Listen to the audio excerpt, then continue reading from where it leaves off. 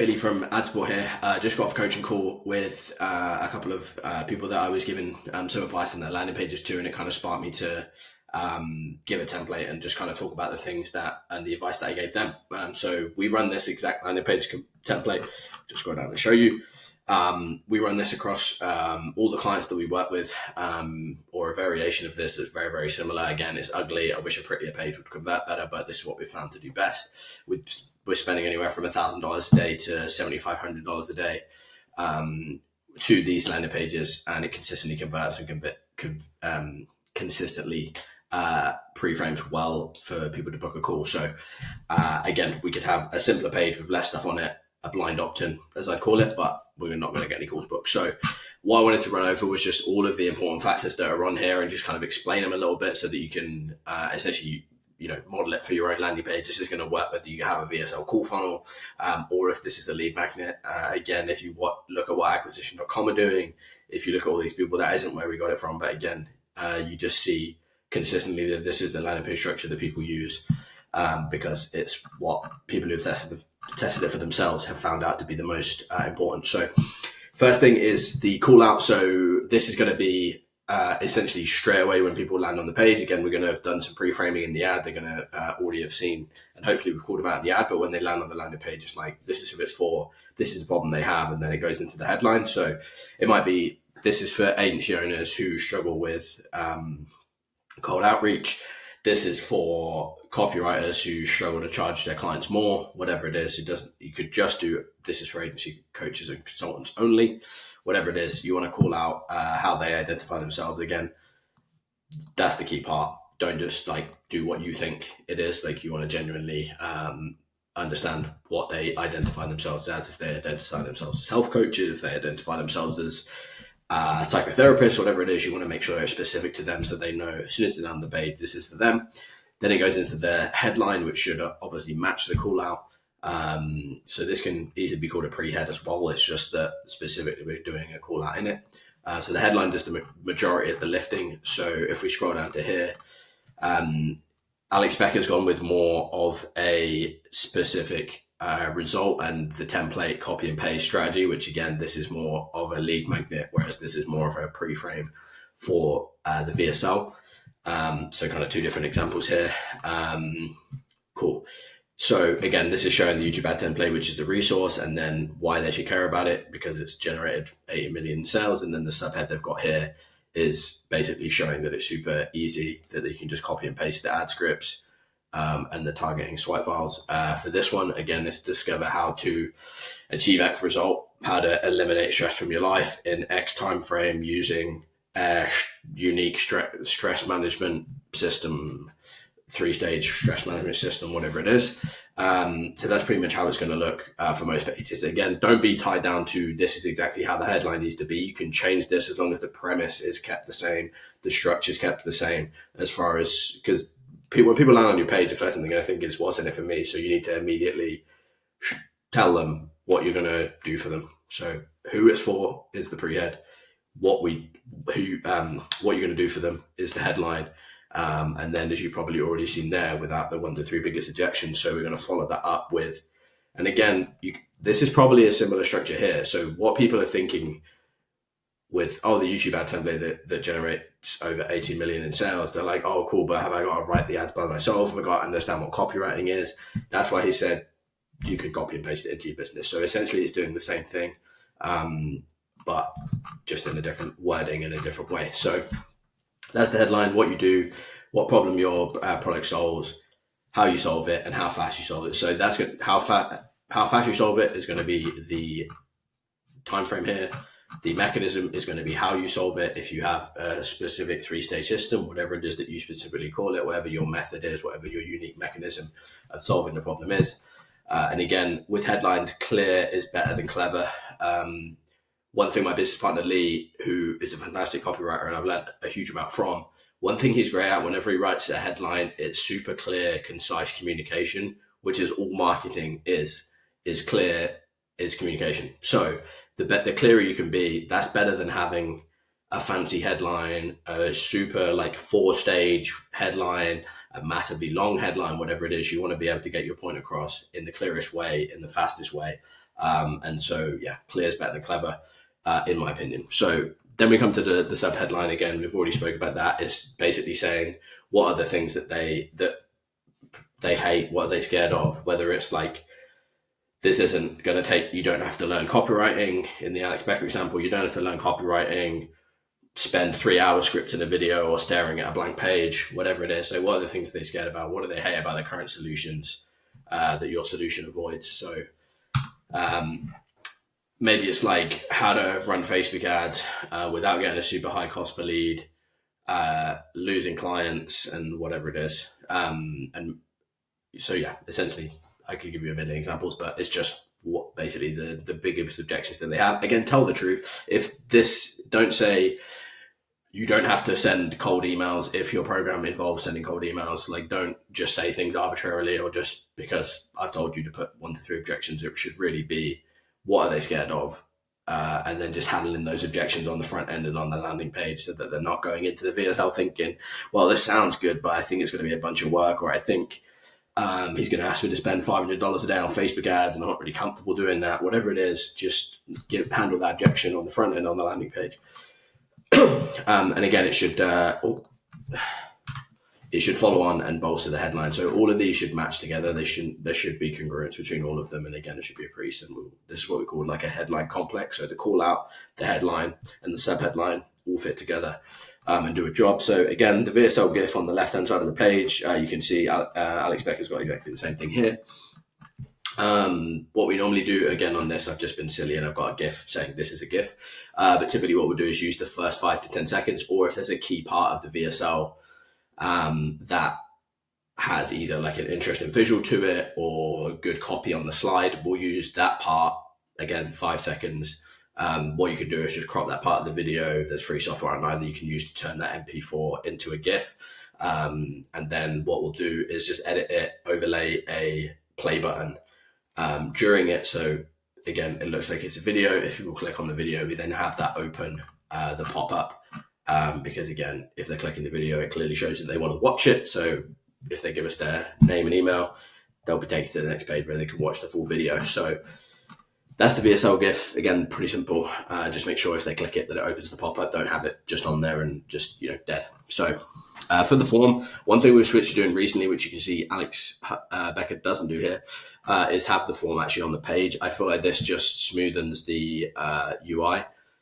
And again, if they click there's still a pop-up. If they click the GIF, it's going to open the pop-up, but they can also just fill their name on the form. Again, means that there's not a pop-up. There's not potential for some reason the pop-up gets blocked, whatever it is. It just makes it smoother, reduces friction, and should improve your landing page conversion rate just by doing that. And again, if you don't have SDRs or cold callers, or you don't have an email follow-up sequence set up, SMS sequence set up, don't worry about collecting phone number. Just do name and email for now. You'll be able to build your list. You should get some from email. Again, it seems we've tested it recently for a client and it didn't actually have any effect on the landing page conversion rate, but unless you're going to use the phone numbers, I would just not use it, just on the off chance that it does reduce your conversion rate. Lastly, so again, we're going to have made a big promise here, and then underneath here, which again, a little bit different from the back pages, we want to have some fact figures, authority building, trust building stuff. So again, I've given some examples here. It might be how many clients that you've served. If it's like we've worked with over 1,000 coaches, it might be your Trustpilot rating as well. We're 4.8 star on 700 reviews. Again, I think there's actually a widget from Trustpilot that you can embed on the site, which will dynamically update. So that might be the way to go about that. Again, if there's specific clients that you've worked with, if you're an agency or whatever it is, that people will know of, then I would have those on there. Again, if there's any publications or celebrity endorsements or whatever, like they can go on there. Again, this is pretty open to interpretation. Whatever you've got, whatever you think is going to have the biggest impact for your audience is what I would put under there. I tried to have about 3 or 4 of these below the page because, again, it's just adding credence to what you've said up the top here, that you're not just a fly-by-night person. Like, you've worked with a lot of clients. This is a proven system. People endorse you, you get good reviews, and then that's just a great pre-frame before they land on the next page and watch the VSL and hopefully book a call. So that's that one. And then there's just some other factors I wanted to go into because I think they're pretty important. One thing I've discussed a lot recently, which is a bit of an intangible, and I don't think people really think about that much because it's so intangible, is that the congruence between ad, landing page, VSL, what's said on the sales call, etc., is super, super important, and everything should be aligned. So one thing you will want to take stock of if you have a super low landing page conversion rate is what is the landing page not delivering that's being said in the ad, because that can often be the cause of that. If it's talking about something else, if it doesn't deliver on what was said in the ad, if it's like, or even if it's like in the ad, you're like, here's how to make 50K a month with your Facebook ads. And then they land on the page and it says, here's how to make 10K a month with Facebook ads. Instantly, there's cognitive dissonance that may be subconscious, but that does play into, and it might be a conscious decision, but they might just bounce on the page and be like, something doesn't feel right here. So this is really, really important. The same goes for down funnel. So what you say on the landing page will impact the engagement rate for the VSL, the amount of calls booked, potentially what happens on sales calls as well. So again, those things should be congruent. I'm not just talking about the ads being congruent with the landing page. I'm also talking about the landing page being congruent with the VSL and the overall sales message and what they're going to be hearing on a call.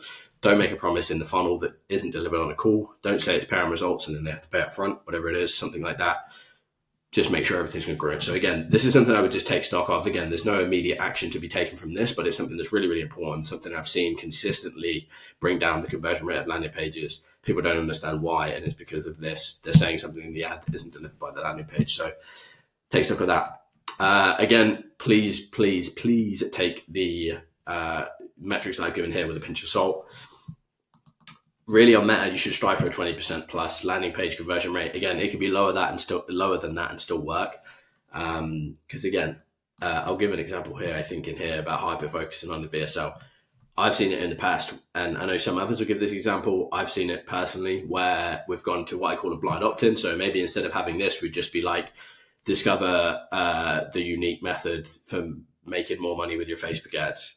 And that's all it says. And then they just have to give email and phone number. That person isn't aware of what this is. They don't know if it's a coaching program. They don't know if this is a free training. They don't know what they're opting in for. So the amount of people that will convert into a call is going to be massively reduced.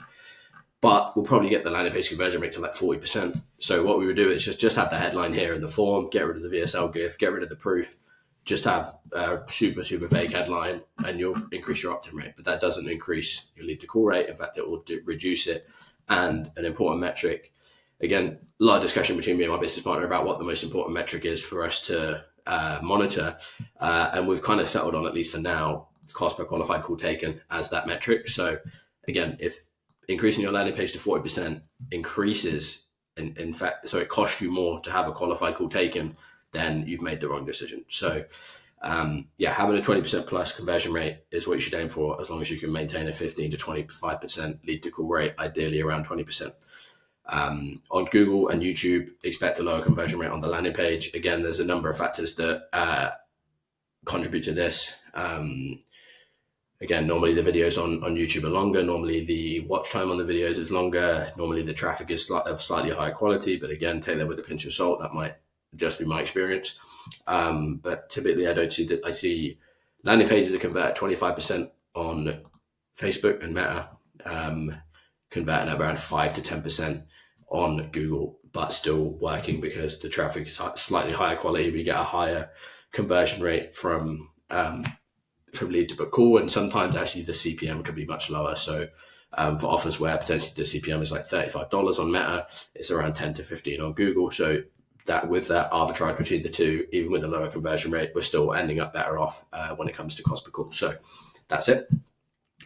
Again, I've given these metrics massive disclaimer, as I want to always put, which is I could get your landing page to 40% by being more vague and indirect and doing all the things I've spoken about, but you'll see your VSL consumption rate drop, you'll see your lead to call rate drop, you'll see your cost per qualified call taken increase, all bad stuff. So don't hyper focus on this. Again, you want to give people enough information. One thing I think people do overestimate how much you need to get somebody's email. That said, so you don't need a big long sales page, which is why this page is super simple. Again, pretty much all of it's above the fold, probably not on mobile, but most of it's above the fold. But we want them to be informed when they opt in and go to the next page. We want them to know what they're opting in for. We want them to be interested in it, not just curious. And so, yes, there we go. And then lastly, so again, we split tested landing page conversion, landing page. We actually reduced the landing page conversion rate, but it also reduced the cost per qualified call taken, which is ultimately a better metric to assess how a system is producing results. The landing page being part of that. So that is a much better thing for us to be measuring, rather than just split testing and hyper focusing on the metric of landing page conversion rate, doing everything we can to increase it. The same goes, again, time and time again, I see people with super high CTRs where the ads aren't performing and they're not booking calls. And that's because CTR is not the thing that you should optimize for. You shouldn't get it to 10% by being vague and people not knowing what it is. You should call out people, tell them what you can do for them, be honest, take them to the landing page, do exactly the same thing, and you will see reduced conversion metrics, but much stronger profitability and ROAS. So there's something that I discovered only really 6 months ago called Goodhart's Law, which is as soon as a metric becomes a measure, it ceases to be a good measure. As soon as you make CTR the thing that you're focused on, it ceases to be a good measure of performance. And if you do anything you can to increase it, you will mess up your performance and negatively affect things. So you need to look at the system as a whole, what you're doing in the ad, and how that's going to affect everything going forwards, and optimize and make decisions from that framework. So that's everything. I'll give you access to this doc so you can see these pages and copy them for your own, should you want to. Let me know if you've got any questions on landing pages, etc. I'd be happy to jump in and answer any questions that you've got, and I will see you in the next one.